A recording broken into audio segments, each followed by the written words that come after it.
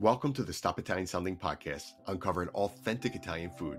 I'm your host, Robert Campana, and join me as we delve into the rich heritage of genuine Italian food, exploring its legends, history, and traditions. Through important tips and insightful interviews with industry professionals, you'll gain a deeper understanding of authentic Italian food. Happy Good Friday to everybody. We are just a few days away from Easter, and today I want to talk about a dessert that I am willing to bet is going to be on the tables of most Italians around the world, and that is indeed the Colomba di Pasqua, or the Easter dove, as it's called in English.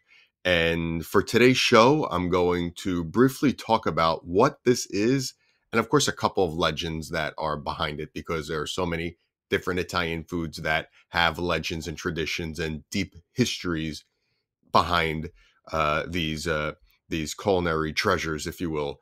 So anyway, the colomba is a traditional Italian Easter cake, and it's similar to the Christmas panettone because it's a sweet bread, but in this case, it is shaped like a dove, symbolizing, of course, peace and resurrection because it's consumed around Easter. So it's perfect for the Easter celebrations.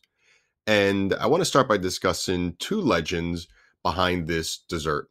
So the first legend is that the Colomba di Pasqua has its origins dating all the way back to the Lombard invasion in Italy, in northern Italy, in the 6th century, when the king of the Lombards conquered the city of Pavia.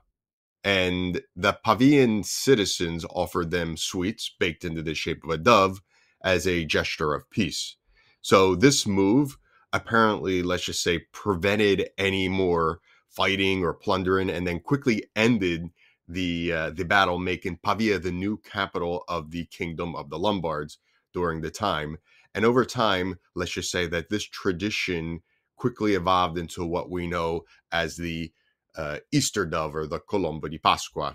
So that is the first legend, quickly recounted. And the second one, still in northern Italy, in the region of Lombardia, jumps a little more forward in time to the Battle of Legnano.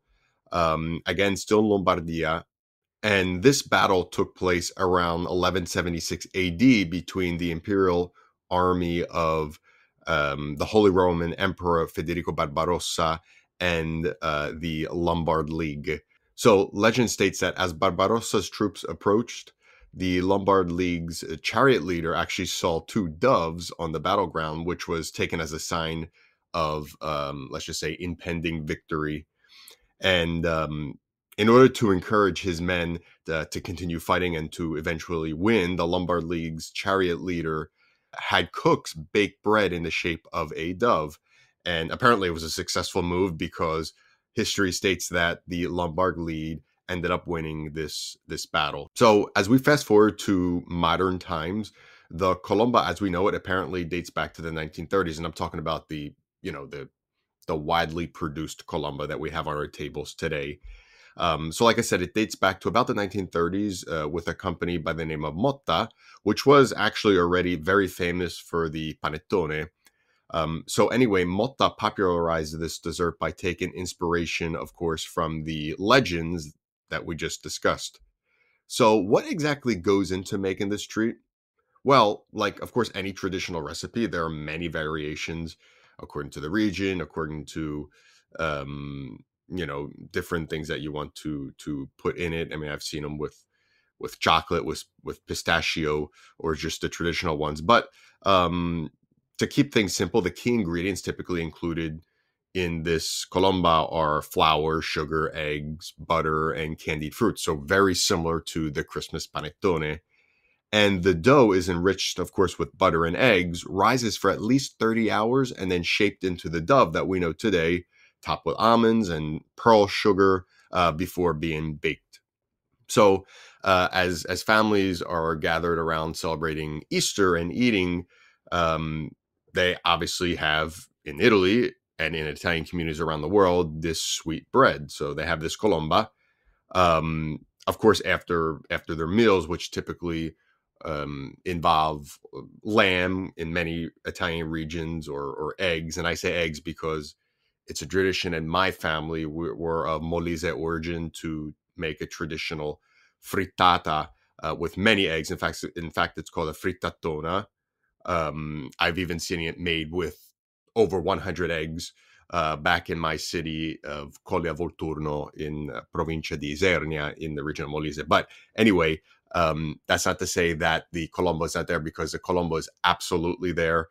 It is indeed a staple for Easter. But of course, whatever the local tradition is, people like to enjoy this Easter dove on Easter. So anyway, let me know if you are having the Colomba for Easter. You could reply to any of my social media posts. So with that being said, I would like to wish everybody a happy Easter with your loved ones, and Buona Pasqua. Thank you for joining me on this journey through the stories of authentic Italian cuisine. If you enjoyed today's episode, don't forget to subscribe to this podcast for more insights and interviews. Also, feel free to reach out with your thoughts or questions on our social media channels at Stop Italian Sounding or on our website, stopitasounding.com. Grazie a tutti e alla prossima.